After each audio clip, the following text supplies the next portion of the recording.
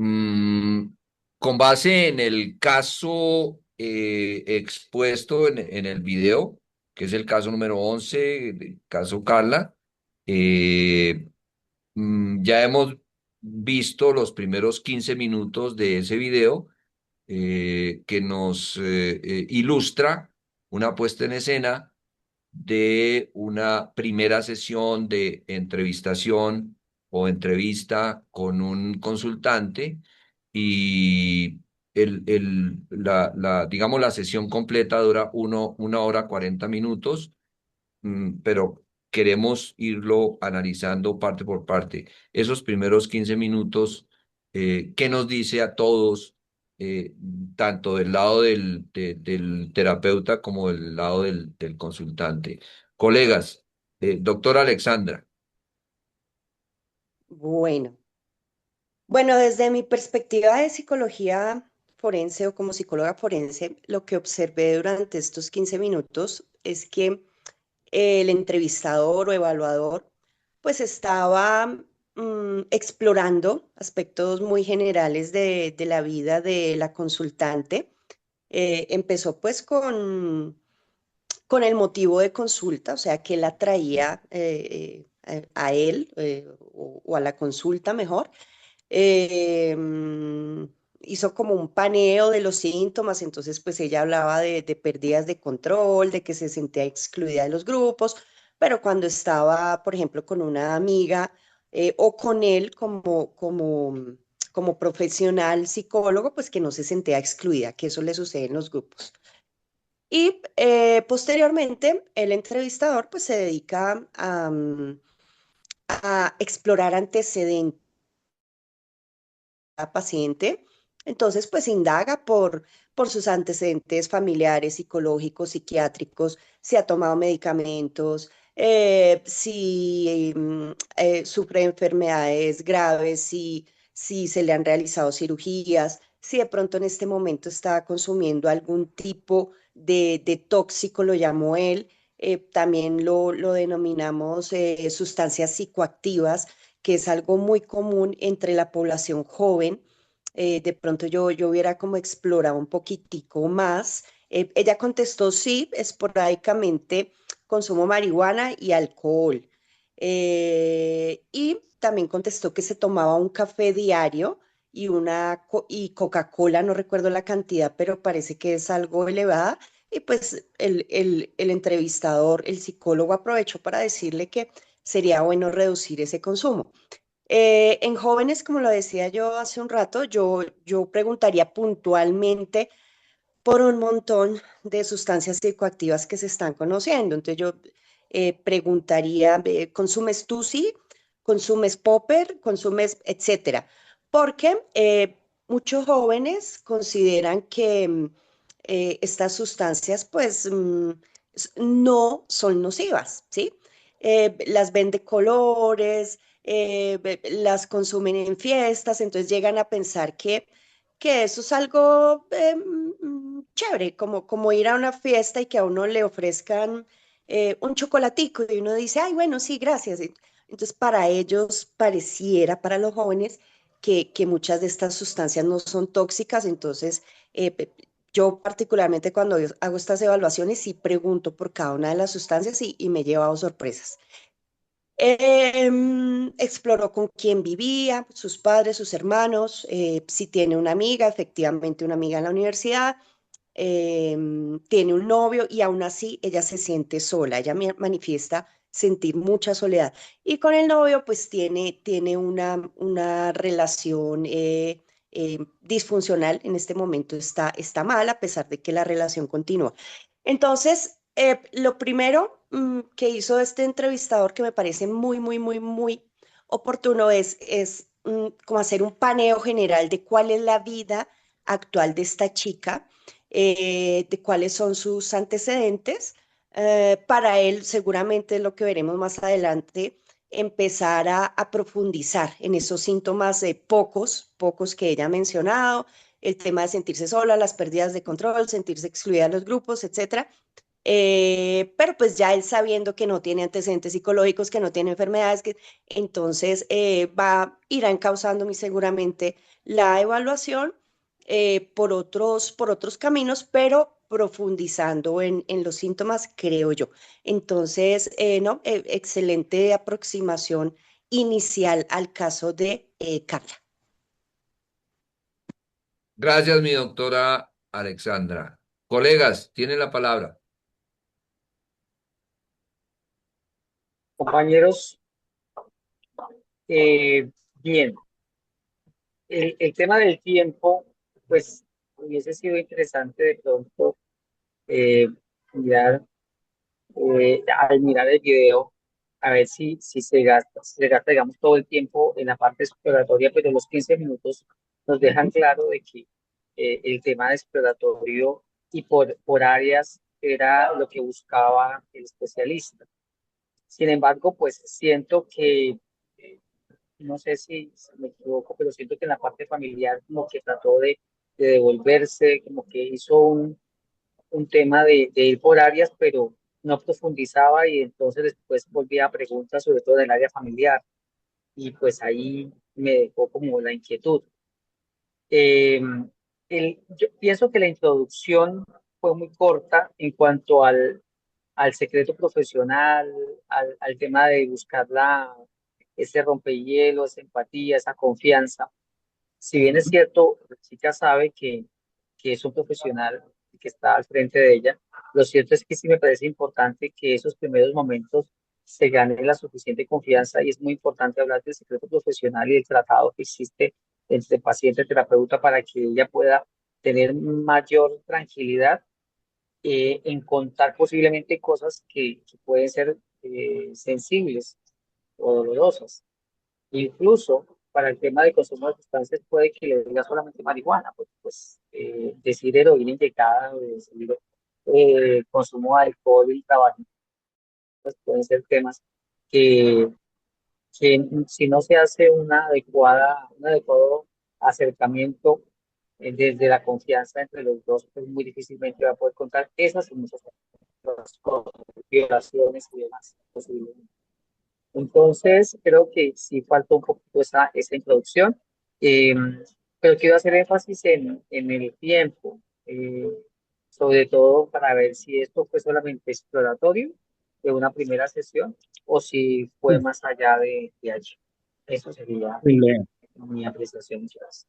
Gracias, mi doctora Alexander. Gustavito, Ahí hay un dato para Alexander y es que en la simulación la consultante no fue por voluntad propia, digámoslo así, no fue su iniciativa, sino que fue pues prácticamente obligada, ¿no?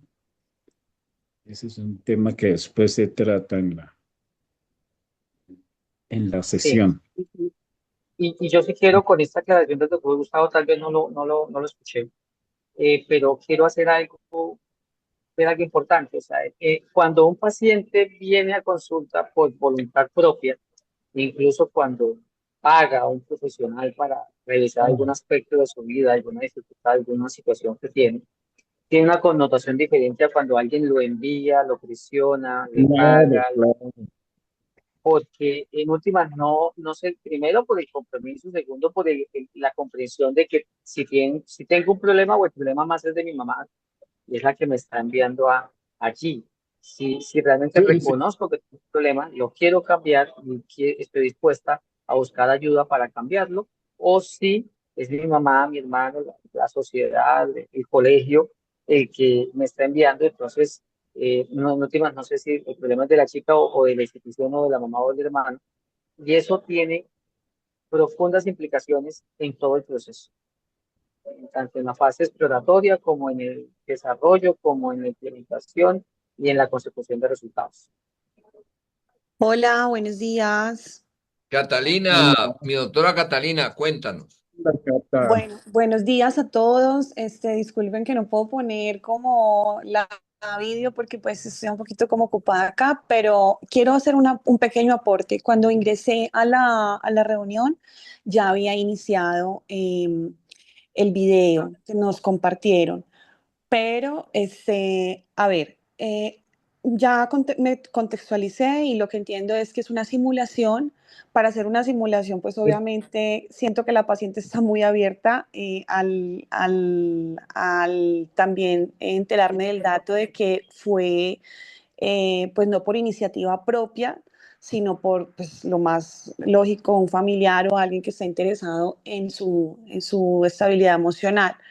Pero hay algo por ejemplo, yo sí corregiría, y es que el preguntarle a un joven de manera tan directa, por ejemplo, ¿usted consume esta sustancia?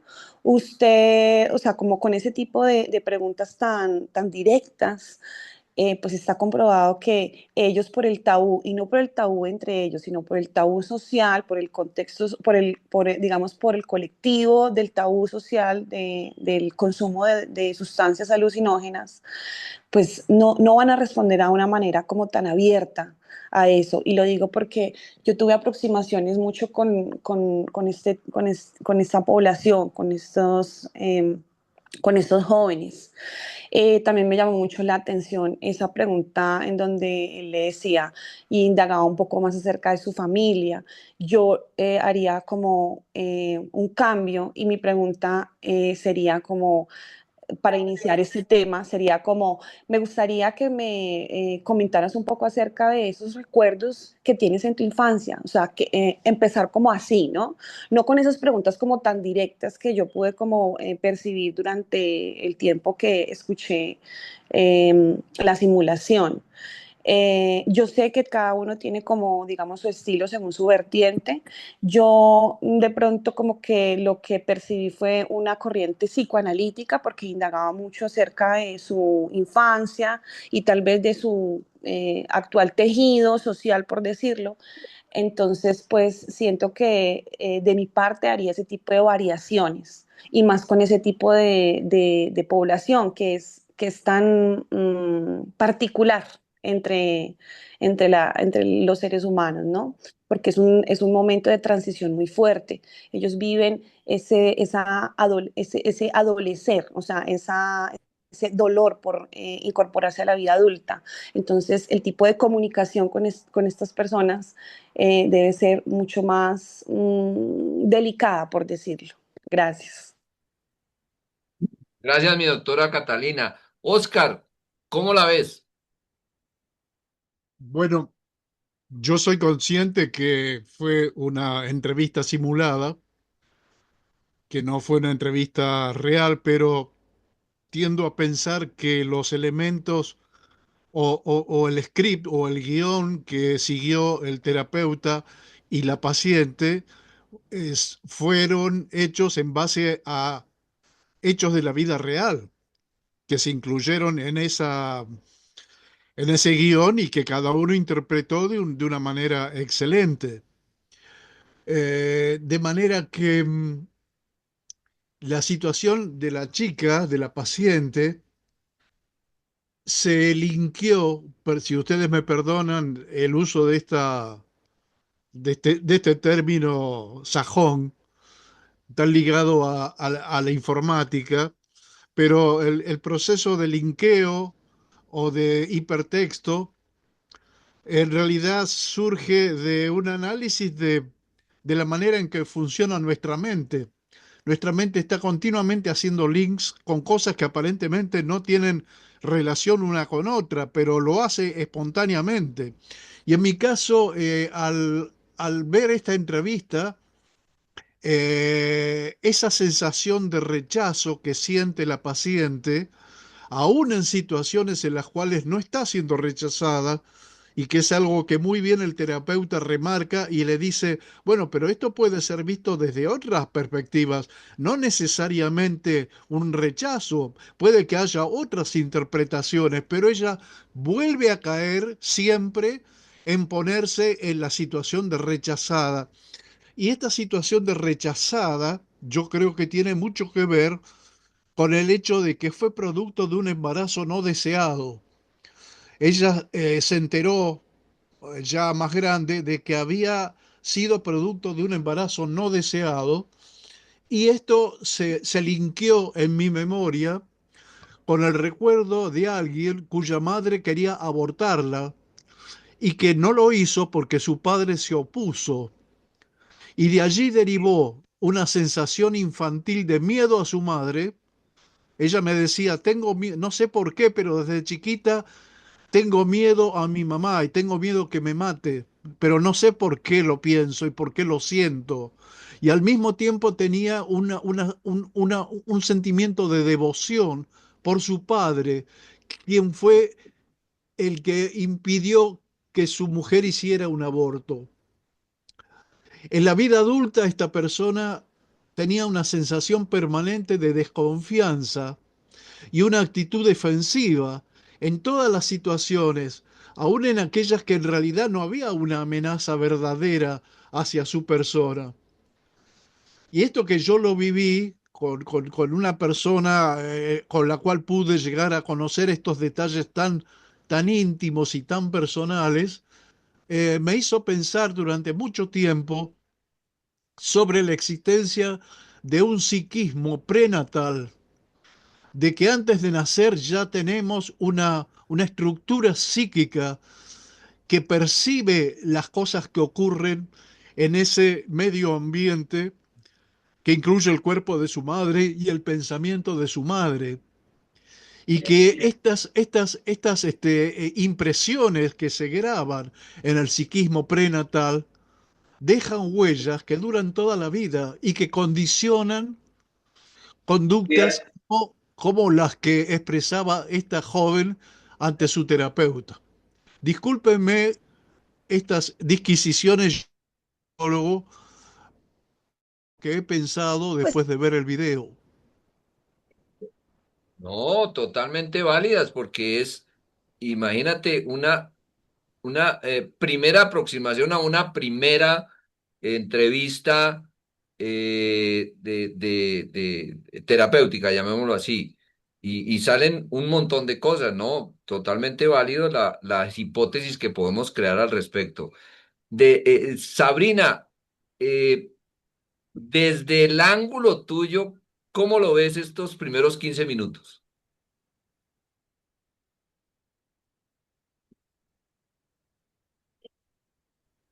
Parece que tu audio no lo estamos Ahí está, recibiendo. ahí Ah, está. listo, listo, listo. Justo iba a decir más o menos lo mismo que Oscar, en ese sentido es como que estamos medio sincronizados siempre. Capaz porque no somos del ámbito de la psicología, entonces vemos más el contenido a las formas que se utilizaron, ¿no? Quizás sea por eso. Estoy de acuerdo con esto del psiquismo, incluso podemos hablar más adelante de temas, por ejemplo, de la adopción. Yo puedo aportar también ahí desde mi experiencia, desde lo que es el antes de nacer. Y bueno, yo como perfiladora criminal y como mediadora también, que me toca de lleno ir a la esencia de estas cosas tan íntimas en las escuelas, en los chicos. Me queda claro que este trastorno de la personalidad, como así está titulado el video, no es algo que aparezca de una noche, de un día para el otro, ¿no? De la noche a la mañana. Es algo que se va construyendo y que uno, cuando va a las escuelas, cuando charla con los chicos, trata de que ya tienen estos sentimientos a ver, de exclusión. Yo acá noté sensibilidad a la exclusión, que es lo que dice Carla que experimenta desde muy chica. Este miedo intenso al abandono, a que va a ser rechazada y va a reaccionar también de manera desproporcionada a ese rechazo que ella misma percibe como algo que la va a poner en peligro. O sea, el cerebro de ella reacciona ya de una manera defensiva. Puse también lo que son las interacciones sociales, su comodidad en interacciones de uno a uno, pero no así en grupo. Esto es todo lo que es la evitación a lo social, al comprometerse también a nivel emocional con el otro. Y eso es algo que uno lo ve como que pareciera que les pasa a otras personas, pero en realidad está más cercano de lo que uno cree que podemos llegar a encontrar. Hay muchas personas no diagnosticadas con estas cuestiones emocionales que están pasando. Ella misma lo dice, habla de su mamá, si bien en su familia no hay nadie diagnosticado, pero ella sí reconoce que en su madre es una persona ansiosa, por ejemplo, que no sabe manejar los conflictos de manera proporcionada, o sea, también ese es su ejemplo. Y esto también que decía Oscar, esto de que ella se entera de adulta que en realidad era una bebé no deseada o por lo menos inesperada a la situación, ella lo percibe de esa manera. También es algo que, no sé si ustedes seguramente se lo encontrarán en sus consultorios, yo me lo encuentro cuando voy a las escuelas y los chicos te hablan de sus vivencias y te cuentan esto, lo primero que te cuentan es esto: yo fui un bebé que no fui deseado. O esta emocionalidad que se dirige hacia los hermanos no es la misma que yo tuve, que yo recibí, ¿no? También es familias disfuncionales, de las familias, empiezan a haber un montón de cuestiones, las familias ensambladas, donde el chico queda en el medio y papá y mamá empiezan a tener hijos por otros lados, entonces todo se empieza a formar en un constructo social. Eso queda súper claro.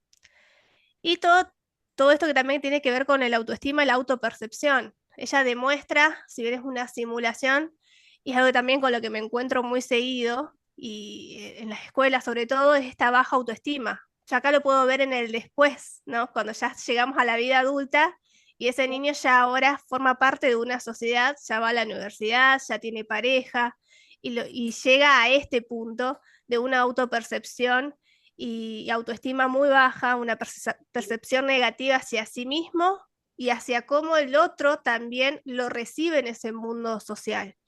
Es increíble cómo esta validación empieza a formar parte también de la vida adulta, no solo de la infancia, de la adolescencia, sino también sigue construyéndose en la vida adulta.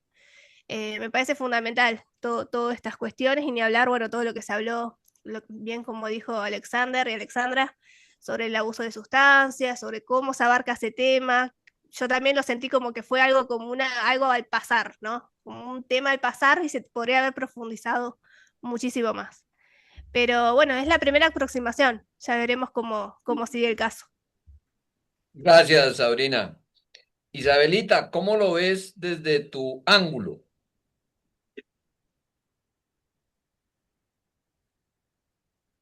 Isabelita, ¿estás ahí? Ay, bueno. Ah, por acá estoy. Sí, pidió la palabra Oscarcito, a ver, que hable y ya doy mi... Ah, Oscar. No, le dejo el turno a Isabel, que todavía no habló, y después hablaré yo. Ok. Bien, coincido por ahí con la doctora por el abordaje, ¿no? De la edad de esta persona, de esta consultante, de esta paciente, 21 años. Me pareció muy frontal el trabajo de profesional. Em, bueno, a lo mejor no están de acuerdo con mi postura, mi perspectiva, pero lo siento así, ¿no es cierto? Preguntar si es que consume sustancias alucinógenas, todo lo demás, o si está consumiendo drogas, es muy un choque muy fuerte. Y desde la mediación, nosotros también generamos rapport, generamos confianza, todo lo demás para que se pueda abrir. Trabajando con niños y adolescentes es muy cuidadoso, muy puntilloso el trabajo que hacemos, desde mediación escolar y desde mediación familiar, porque se abre el panorama y por lo general se tocan a muchos actores. Entonces, la primera aproximación... para mí sería un poco más de generar más confianza, ¿no? Em, Eso es lo que me pareció un poco frío, a lo mejor es por lo que es un roleplay o lo demás, pero bueno, es eso, ¿sí? Y en los conflictos intrapersonales, como están diciendo, algunos hablaban de que se aproxima más a un psicoanálisis, por lo que se remite al pasado y todo lo demás. También estoy analizando bien el abordaje ese, ¿sí? Ok. Catalina, ¿quieres decir algo? No, le di manito arriba al comentario que hizo la doctora Isabel, porque yo también comparto lo mismo que ella dice. Me pareció un poco intrusivo la forma en que el especialista pues tocó algunos temas, como por ejemplo el tema del consumo de sustancias psicoactivas, ¿no? Y lo que dice ella es muy valioso, o sea, pues, o por lo menos la clínica o la teoría de la clínica que yo manejo, pues se debe cultivar esa transferencia, se debe llegar a esa confianza. O sea, no puedo yo en una primera sesión llegar a decirle a un paciente, usted consume sustancias psicoactivas porque va a sentir como si yo estuviera adentrando en su alma sin ni siquiera pues cultivar esa confianza, ¿sí? Entonces, estoy de acuerdo con ese punto que dijo la doctora, por eso no levanté la mano, sino que coloqué una manito como diciendo que todo está bien y que me parece muy buen aporte porque coincido. No quiere decir que los otros aportes de los otros colegas no sean muy valiosos, claro que sí, pero tengo como esa conexión hoy con ella porque también pienso muy similar acerca de este caso. Ok, gracias, Catalina. Eh, Oscar, cuéntanos. Sí, yo quería agregar que entre las reflexiones que surgieron en mi cabeza en torno a este caso fue una pregunta: ¿cuántos de los seres humanos que estamos vivos somos producto de un embarazo no deseado? Porque algunos lo saben, otros no lo saben. Yo creo que la mayoría no lo sabe porque actualmente las cosas se hablan con mucho más franqueza y se ponen sobre la mesa, pero antes, cuando éramos chicos, había muchas cosas que los chicos no nos enterábamos porque los padres hablaban a solas entre ellos y nosotros no participábamos de lo que ellos hablaban. De manera que cuántos de los seres humanos que estamos vivos son o somos producto de un embarazo no deseado, y cómo muchas conductas de adultos han sido condicionadas por huellas recibidas en el psiquismo prenatal. Esta es una de las preguntas que me quedó pendiente, y lo que dice Sabrina de confianza y desconfianza se relaciona con una lectura que hice hace años sobre concepciones. Creo que fue no sé si era psicólogo o psiquiatra, Erickson, donde dice que dos actitudes básicas de la conducta humana que se ven a lo largo de toda la vida son confianza versus desconfianza. Y estos dos principios se basan en experiencias psicológicas prenatales. En base a eso se establece o una personalidad que confía o una personalidad que desconfía y que continuamente está a la defensiva. Eso este link se estableció en mi memoria, y ustedes seguramente podrán aclarar un poco mejor si fue Erickson o fue otro investigador el que habló sobre esto. Y después me acordé también que he visto agrupaciones de personas adultas que se han agrupado porque sobrevivieron a intentos de aborto. O sea, personas que llegaron a la vida adulta sabiendo que su madre los quiso abortar y que fracasó en el intento, y que eso les dejó una huella tal que han formado agrupaciones para hablar del tema, para curarse, entre comillas, de este trauma que llevan grabado desde antes de nacer, lo cual también reafirma la idea de que existe un psiquismo prenatal. Estas son las cosas que quería agregar. Gracias, Oscar.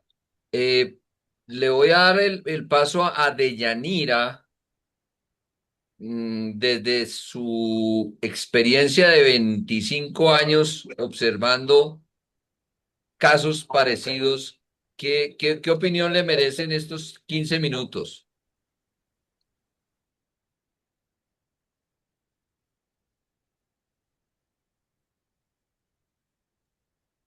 Deyanira no aparece por ahora.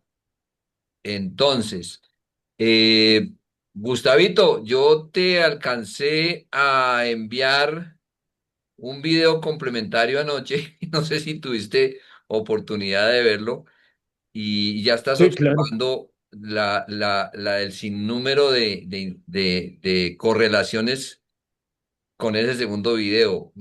Creo que nos llevas ventaja. ¿Y qué opinión te hace estos 15 primeros minutos en términos de crítica constructiva? El, ¿Me oyes?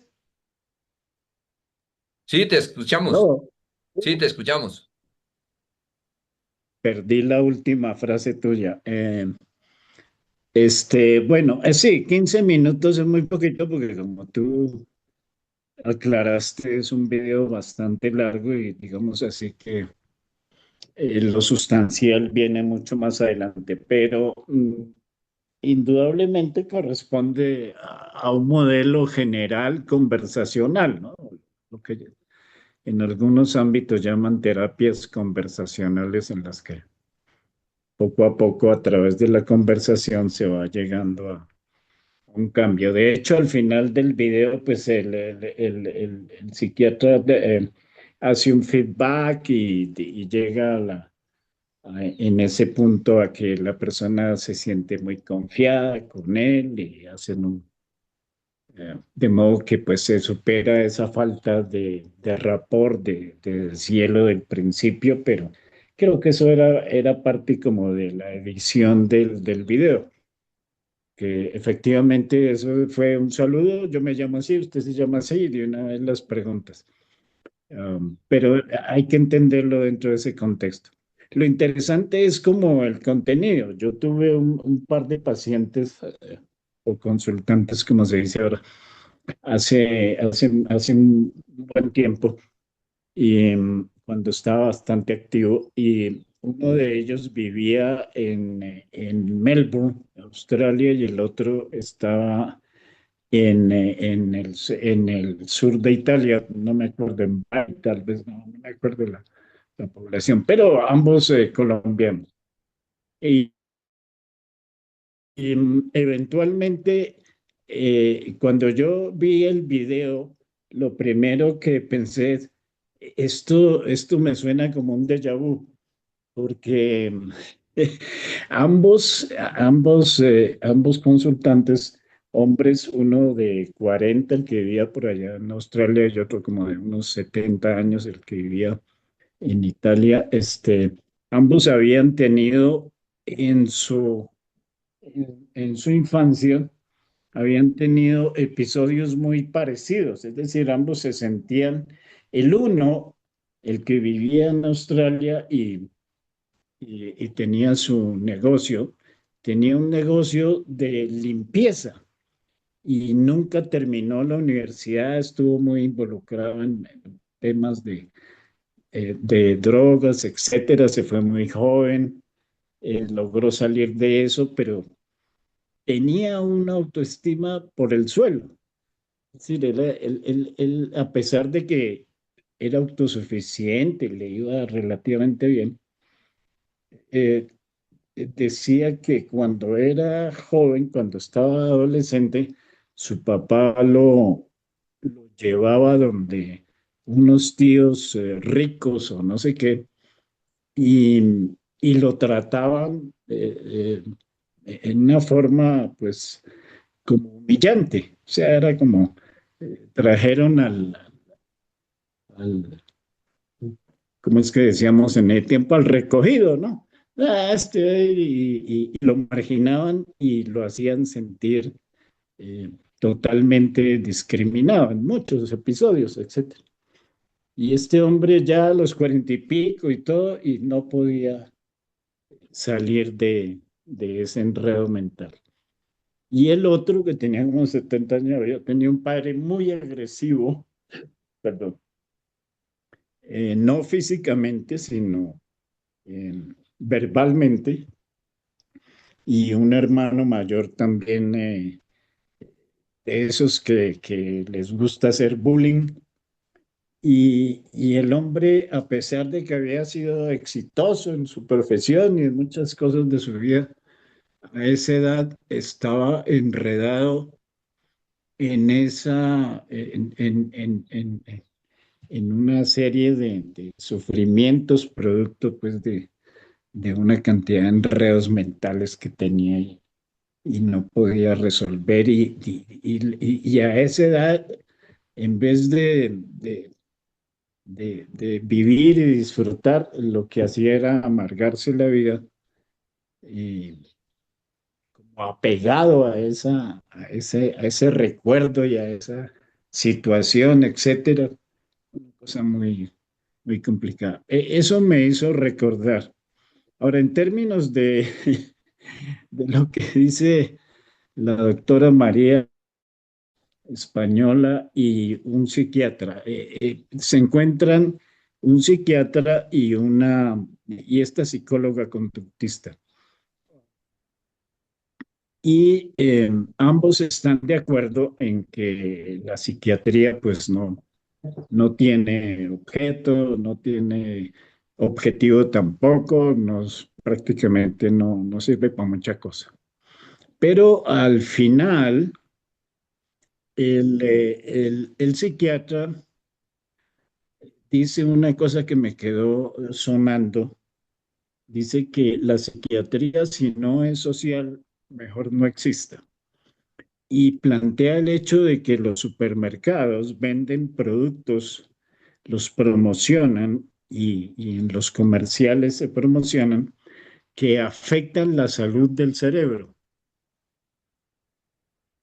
Y entonces él dice que si uno no tiene en cuenta todos los aspectos, o sea, si no trata al paciente como un ser humano que tiene una cantidad de elementos y componentes físicos y experiencias y aprendizajes y condicionamientos de toda clase, y no tiene en cuenta también su entorno y su vida tal cual, entonces, pues no, siempre andará basándose en ciertos prejuicios o ideas erradas y que al final esos daños, por ejemplo, que producen muchos productos ultraprocesados, etcétera, en el cerebro, van a producir unos signos o unos síntomas que inmediatamente caen dentro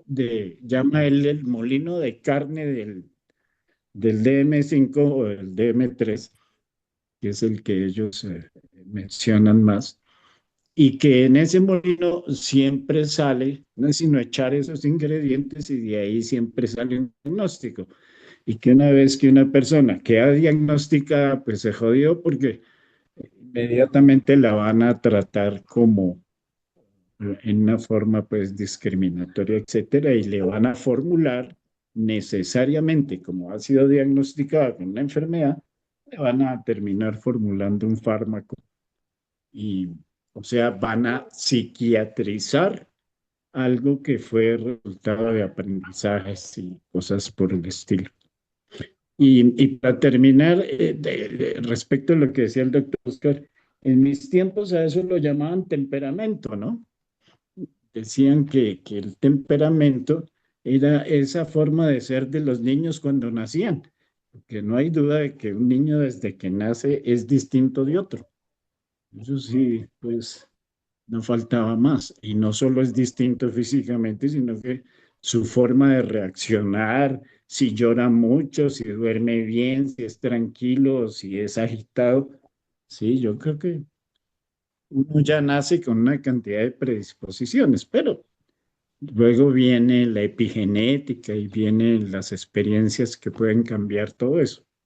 Esos dos casos que yo tuve eran dos personas que tuvieron muy buenas oportunidades en su vida y pudieron hacer de su vida algo muy agradable, independiente de muchas circunstancias. Pero por razones de sus aprendizajes y sus condicionamientos previos, terminaron haciéndose la vida miserable y sin ninguna necesidad. Entonces, indudablemente el modelo psiquiátrico, como decían ahí, una de las conclusiones del psiquiatra era que los médicos deberían aprender más psicología, porque en realidad no sabían nada de eso. Y se atrevían a formular y hacer hipótesis y además de eso a utilizar fármacos en cosas que no tenían ni idea, sin tener en cuenta todas esas variables psíquicas o psicológicas. De modo que, y por un lado, y por el otro lado, pues los psiquiatras, si quieren seguir existiendo, deberían aprender más de psicoterapia, o sea, psicología, y liberarse de la dependencia de los fármacos y de el manejo o la manipulación de los laboratorios. Entonces, aquí estamos, son dos casos muy distintos, obviamente, pero reflejan una realidad en los consultantes de hoy en día. Todos sabemos que los índices de suicidio, de soledad, de depresión, si se quiere llamar así, la ansiedad, consumo de sustancias, violencia, etcétera, aumentan y aumentan y aumentan. Y todo eso se remite a un concepto general de salud mental, lo cual nos mantiene atrapados en el modelo de enfermedad mental. Como todo eso se clasifican como enfermedades o cuando no llegan a esos niveles se clasifican como trastornos mentales, sin salir de ese modelo, pues por ahí no hay solución. Gracias, Gustavito, muy amable. Andresito, ¿cómo la ves? ¿Cómo viste estos 15 primeros minutos? Claro, sí, al menos, digamos que yo soy como el que menos tiene experiencia en estos temas, pero sí, al menos por lo que vi, sí fue como preguntas eh, muy directas para hacer los primeros 15 minutos, pero igual, por ser como una simulación, un video que no va a tener como una continuidad, sí pensaría que fue como algo así como rápido, como para intentar ir a los temas más directos de cómo se tratan este tipo de sesiones o sí, de reuniones. Eso sería como lo que, primero lo que pensaría, lo que vi. Ok, gracias, Andresito. Deyanira, ¿cómo vio usted con su experiencia de 25 años, viendo trasegar casos similares estos primeros 15 minutos del video? Sí, sí, sí, qué pena, disculpen, era que estaba hablando con un paciente que quería retomar. Bueno, pues yo pues no soy psicóloga, ya ustedes están tratando como ya el tema más a fondo. Pues yo solo opino, digamos, de las historias y cómo se encamina la entrevista.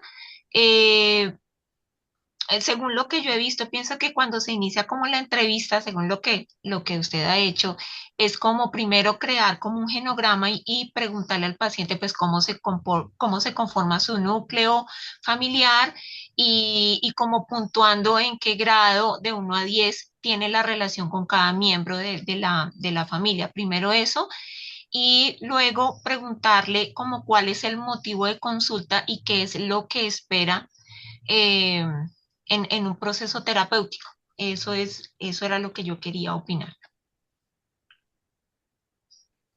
Muchas gracias, Deyanira. Y eso que usted ha mencionado, quizás es lo más importante en estos primeros 15 minutos del video, ¿sí? Sí, Espérese. está. Eh, Acuérdense que el video, ay, perdón, voy a poner imagen. Acuérdense que el video dura 1 hora 40 minutos. Segundo, es un video puesto en escena, muy pedagógico, muy educativo, pero Muy bueno. cuidado, eso lo están viendo muchos clínicos y lo van a copiar. Lo van a copiar, porque en las facultades nos lanzan como por ensayo y error a hacer clínica, pero difícilmente esto lo tenemos en forma completa como lo está lanzando la iniciativa de ese podcast. Entonces estoy seguro que miles y miles de colegas intentarán, eh, por economía de tiempo y esfuerzo, copiar ese modelo. Por eso es muy importante la crítica que podamos hacer tanto de forma como de fondo a todo el transcurso del video. Previamente nosotros cuidamos de enviarle a todos ustedes el video para que lo vieran en forma completa y tuvieran, digamos, argumentos en el transcurso, los primeros minutos, los segundos, los terceros, etcétera, etcétera. Sin embargo, observen. Ah, perdón, Oscar, cuéntame. Sí, yo quería leerles un trocito de un link que les puse en el chat que se refiere a la teoría del desarrollo psicosocial del psicólogo Erik Erikson. Él dice que en su teoría del desarrollo psicosocial, la primera etapa es la etapa que se relaciona con confianza o desconfianza. Dice que en esa primera etapa es la parte más importante en el desarrollo de la vida psicológica de un niño y que acá se establece si va a haber confianza o desconfianza. La pregunta básica sería, ¿puedo confiar en las personas que me rodean? La virtud básica sería la esperanza y el evento más importante, la alimentación. Los bebés dependen casi por completo de sus cuidadores. Por lo tanto, la forma en que los padres interactúan con sus bebés tiene un profundo efecto en su salud. Erickson creía que los patrones tempranos de confianza influyen en el desarrollo socioemocional del niño. Si un niño desarrolla la confianza con éxito, se sentirá seguro y a salvo en el mundo. Y según su teoría, los padres moldean esencialmente la percepción y las futuras relaciones de su hijo. Para más detalles, les sugiero que abran el link que les puse en el chat. Y otro elemento que me pareció importante es un reciente descubrimiento que se ha hecho, que se llama microquimerismo. No sé si ustedes están informados. El microquimerismo es un fenómeno biológico por el cual se ha demostrado que durante el embarazo hay células que pertenecen al feto que atraviesan la placenta y se alojan en distintas partes de la madre, en distintos órganos de su madre, incluido en su cerebro. Que esto es un fenómeno biológico que está comprobado, se llama microquimerismo y es la persistencia en el cuerpo de la madre, en diversos órganos, de células que pertenecen al feto, lo cual nos da una idea de el estrechísimo grado de integración que existe entre el feto y su madre, de manera tal que el feto deposita células propias en el cuerpo de su madre, aún en su cerebro, y el psiquismo de su madre o la conducta de su madre impactan sobre el psiquismo fetal, dejando huellas para toda la vida. ¿Verdad? Qué interesante. Gracias, gracias por el aporte y lo vamos a revisar cuando entremos a la parte de fondo. El objetivo hoy era analizar, eh, digamos, como una primera aproximación en términos de crítica constructiva, tanto asuntos de forma como asuntos de fondo, ¿sí? Por economía de tiempo, yo quiero hacer un poquito el resumen y esto lo vamos a dar continuidad, ni más faltaba. Para 15 minutos de una primera entrevista de aproximación con el paciente, fíjense que la mayoría de nosotros caímos en la trampa. La trampa está en la metodología. Hay una cosa que se estudia científicamente y es el diseño de ambiente. Ustedes no sé si a todos se nos pasó por las narices el diseño del ambiente. Sí. Eso de poner un escritorio entre el paciente y el consultante y el terapeuta Eso quedó en el siglo pasado. Eso está prohibido, porque los efectos de una barrera hacen mueven una serie de variables psicológicas en el consultante que impiden el contacto, y ustedes todos se pusieron de acuerdo en que es importante el rapport, la empatía y bueno, todo ese tipo de cosas. ¿Mm? Ese es el primer cosa. Segundo, los ambientes demasiado espaciosos, tipo clínica, hospitalaria, no son adecuados para entrevistas psicológicas, porque el excesivo espacio hace que la atención, la concentración y la memoria, que es lo que queremos en ese momento capturar, se disperse. Un cuadro mal colocado en una posición mal colocada hace que la respuesta del paciente se sesgue. Hay una infinidad de detalles que, si ustedes revisan los diseños de los consultorios que ha tenido Medinet, son absolutamente estructurados. No hay un lápiz que esté por fuera de foco, etcétera, etcétera. Eso es en términos de diseño de ambiente. El ambiente que nos presenta esta simulación es absolutamente eso hay que dejarlo en el archivo, absolutamente criticable, ¿sí? Segundo, la metodología que se utiliza, se tiró, yo lo digo así, se tiró 15 minutos para nada. Hoy día nosotros hacemos todos esos 15 minutos, ya los tenemos conocidos previamente, en una cosa que llaman amnesis. Se le dice al paciente que creamos un efecto espejo y donde él se puede sincerar con un papel.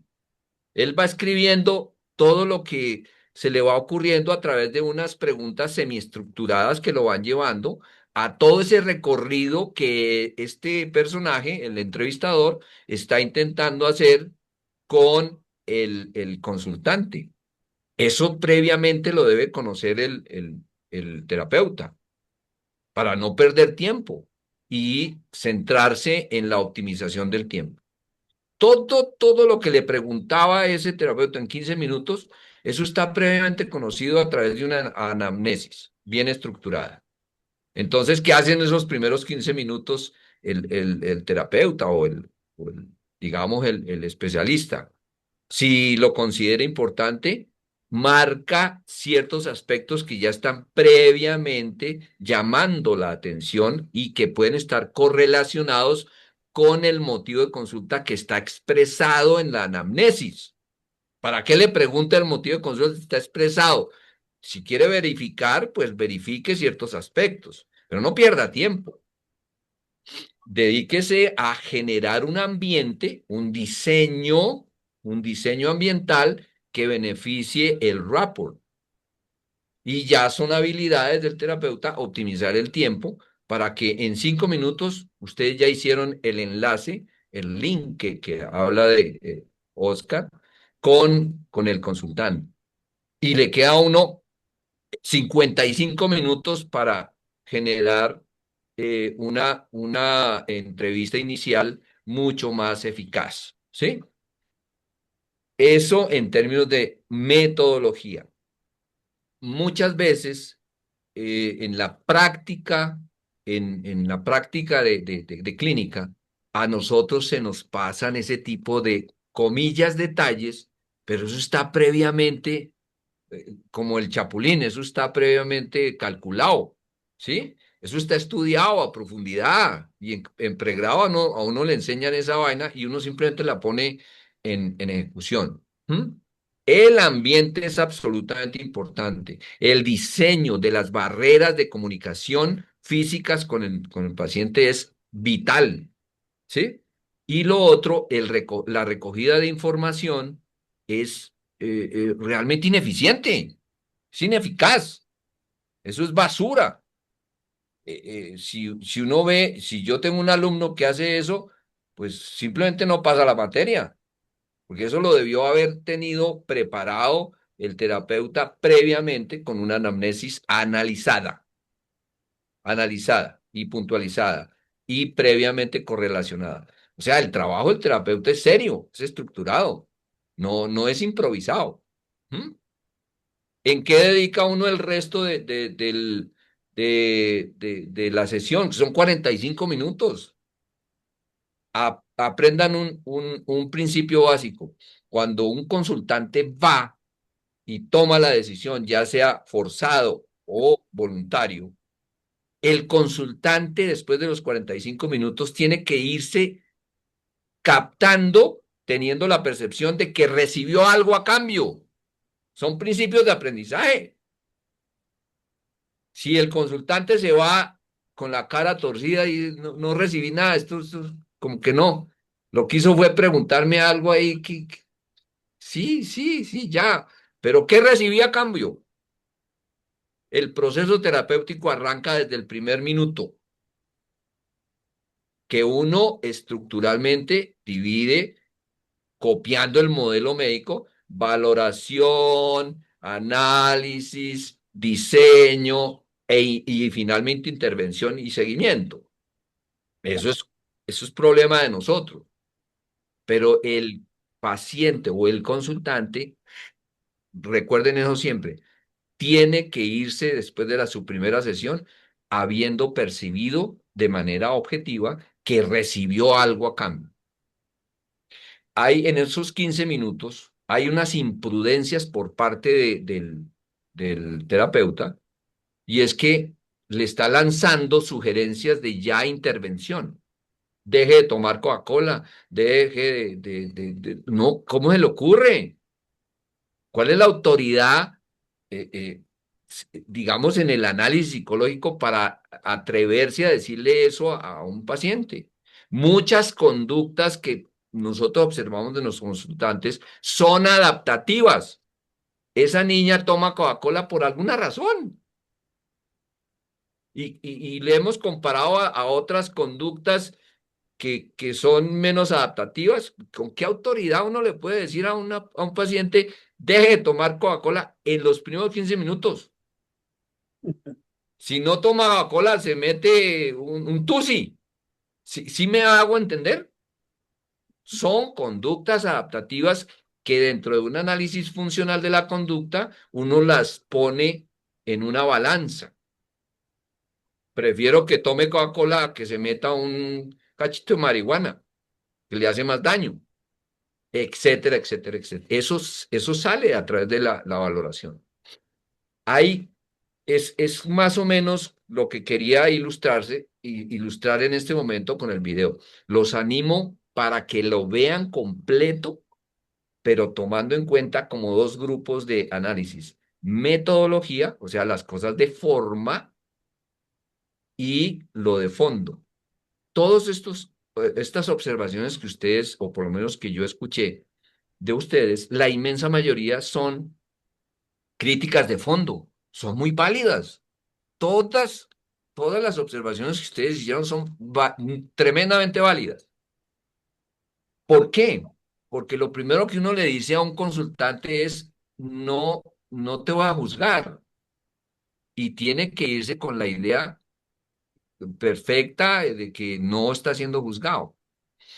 Es lo mismo que yo estoy haciendo en este momento. No se trata de juzgar el criterio y la opinión de todos y cada uno de ustedes, ¿no? Se trata de darles el valor que corresponde dentro del objetivo que nos hemos trazado, ¿sí? Aquí hay opiniones, pues, con un sesgo psicoanalítico evidente, si ustedes lo han notado. Hay otras versiones que son tremendamente válidas. Por ejemplo, lo que mencionó Andresito, él se pone en la posición del paciente. Él dice, bueno, no, es que es demasiado intrusivo, que es demasiado rápido, ¿sí? Y todas y cada una de esas observaciones son los asuntos de forma, pero lo primero que tenemos que cuestionar es todos esos aspectos de forma, el diseño, la preparación de la sesión, etcétera. Por eso es que la primera mención que hice fue el sistema actual de consulta 10 minutos, 50 pacientes que ni uno conoce. Y no, no, no, eso es absolutamente retrógrado, eso es negativo.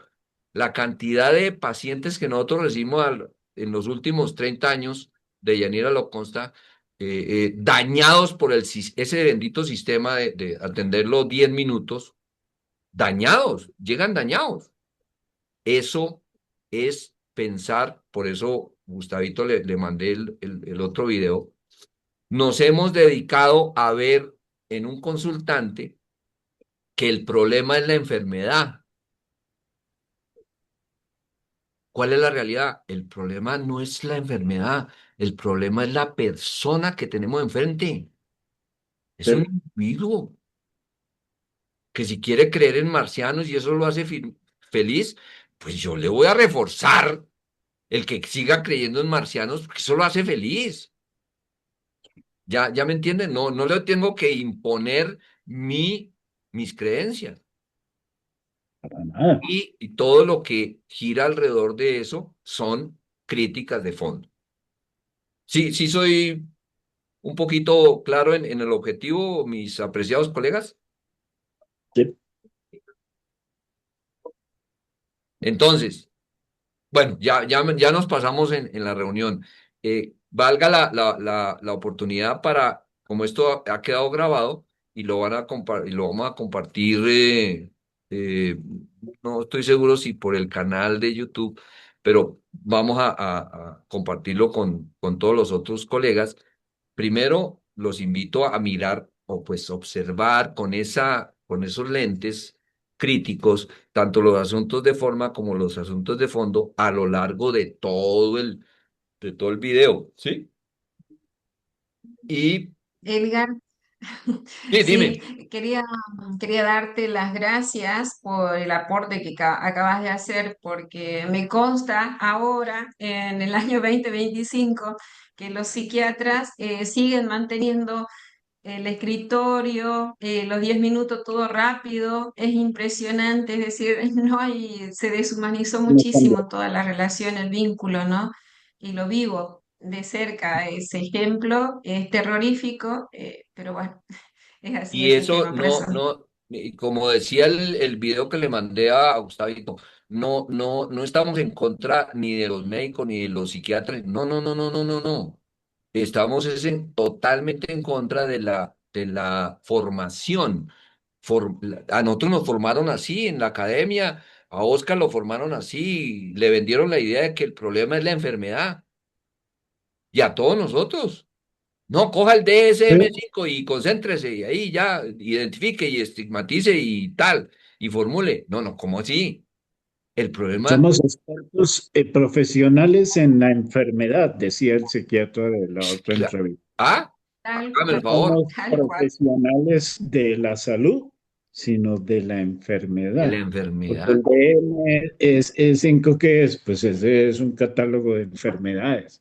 Sí, claro. Eso es lo más fácil. ¿Y quién se Tú interesa? miras dos o tres síntomas o señales que te manda el paciente inconscientemente, como sea, y vas allá al vademecum y te metes ahí, y ahí Gustavito, está la cómo enfermedad. demostramos? Eso lo vamos a romper, esa educación la vamos a romper desde la academia. Y la esperanza está puesta es en las nuevas generaciones que aprendan un modelo más humanista, más, que vean en el consultante una persona, no No una el reto de enfermedad. identificar una enfermedad que podamos hacer corresponder con nuestros manuales aprendidos en la universidad. Esa es la clave. Ese es el punto, ese es el punto, ese es. Entonces, fíjense los 15 primeros minutos de esta simulación. Sí, este hombre se dedicó fue a buscar la enfermedad. A verificar que tiene una enfermedad porque los padres así lo decidieron. Y les adelanto algo. El título del caso es totalmente inapropiado. Ahí no, yo no veo para nada un trastorno de personalidad, pero nos lo vendieron con la etiqueta. Fíjense que nosotros ya compramos la etiqueta. No, es que el trastorno de personalidad debe ser que porque se sintió rechazada, porque no se sintió deseada y bla, bla, bla. Empezamos a hacer nuestros análisis con base en la etiqueta, nos la vendieron. Sí, y llegó y depresión. Ah, y usted Y con la la compramos etiqueta, completamente. que estoy deprimido, doctor. Y ya, ¿Mm? llegó con la etiqueta puesta Sí, y sí, sí. entonces si uno no, ¿qué hace? Entonces van viendo por dónde se pretende analizar este tipo de cosas. Y hay más casos, Usted iba a donde decir va, esto. Es que eso es lo que vende en realidad. Eso es lo que vende. Es más, yo tenía esa pregunta para ustedes. Yo decía, ¿ustedes consideran que eso es un trastorno de personalidad? para Porque nada, entonces ¿no? todos englobamos en eso, o sea, todos nos hemos sentido de una manera así, sobre todo en esa primera infancia, en la ¿Ves? adolescencia, en la adultez. Te imaginas si uno no se dedica desde nosotros a criticar esos modelos que se están generalizando y ya cualquier colega dice, ah, como yo vi un video del caso 11 de no sé qué, esa vaina ya la clasifico Y lo peor, porque hay como mucho trastorno de personalidad. autodiagnóstico hoy.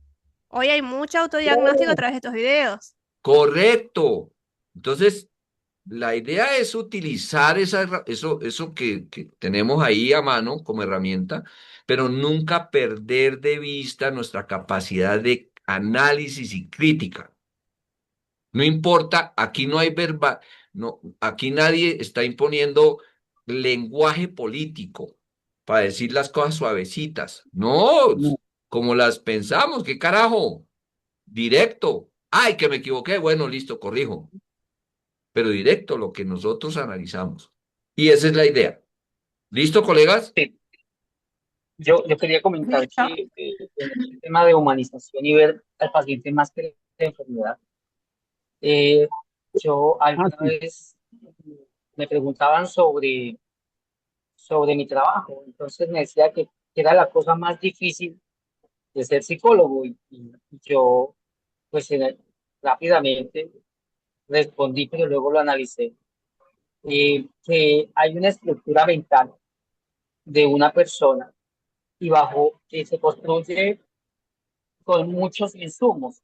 Desde antes del nacimiento, si quieren ver teorías antiguas de que hay cosas que vienen de nuestros antepasados y nuestros papás, hasta desde la concepción, que si la mamá lo quiso, que si las energías, el mismo desarrollo prenatal, lo que sufrió la madre, que sobre eso ya hay estudios, lo que sí, si tuvo eventos traumáticos, si un niño fue deseado, y ahorita con lo que dice el doctor Oscar, que me parece interesantísimo, pues nos dice mucho más acerca de esta relación madre-hijo y de esta cuestión. Eh, y entonces hay muchos insumos en la estructura de pensamiento que se van conformando y van desarrollando una estructura psicológica, una estructura de pensamiento. Y lo que asume aprendizaje social posterior y lo que asumen las vivencias y lo que asumen las interrelaciones y posiblemente hechos traumáticos que pueda vivir una persona en su infancia y ahí en adelante. Pues eso va conformando una estructura de pensamiento y un esquema de pensamiento con algunas características de formas de pensar, de hacer, de sentirse, que pueden entrar en conflicto, sobre todo cuando tenemos unos constructos sociales, morales, éticos que también hay que obedecer.